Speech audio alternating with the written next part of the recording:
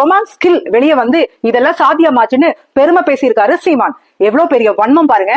பெண்களை திட்டுறதும் கொச்சப்படுத்துறதும் தான் சீமானோட பெரிய கொள்கையா இருக்கு. சீமானுக்கு தமிழ் தேசியம் எல்லாம் கொள்கையே கிடையாது. அதுலயும் உங்க மொபைல நீங்க அசிங்கமா பேசினதும் கொச்சையா பேசினதும் ரெக்கார்டு இருக்குன்னு வேற சொல்றீங்க. இதுல இருந்தே நல்லா தெரியுது சீமான் பெண்களையும் தாயும் எப்படி மதிக்கிறாருன்னு. பெண்களை குறித்து அவரோட தப்பான பார்வை எப்படிங்கிறது எக்ஸ்போஸ் ஆயிருக்கு.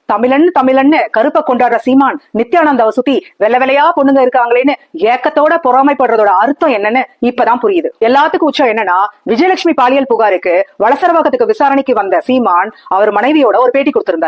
அதை நம்ம இந்த இடத்துல நோட் பண்ணியே ஆகணும். அதாவது அவங்க மனைவி கேட்டாங்களாமா, இவ்வளவு பொம்பளைங்க இருக்கும் போது கொள்ளையில பழகிறதுக்கு உனக்கு ஒரு பொம்பளை கிடைக்கலையா, இவதான் கிடைச்சாலான்னு கேட்டாங்களாமா.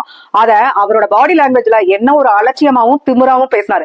ஆனா அதையும் ரசிச்சு பார்த்து சிரிச்சாங்க பத்தி அவங்க மனைவி. அது கொடூரத்தின் உச்சம். இந்த நிலம் மட்டும் என் கைக்கு வரட்டும் அப்படின்னு மேடந்தோறும் முழங்குற சீமான் கையில மட்டும் இந்த நிலம் போய் சிக்குச்சுன்னா பெண்களோட நிலைமைய நினைச்சு பார்த்தாவே பயமா இருக்குன்னு பெண் எழுத்தாளர்கள் அவ்வப்போது எழுதுறதையும்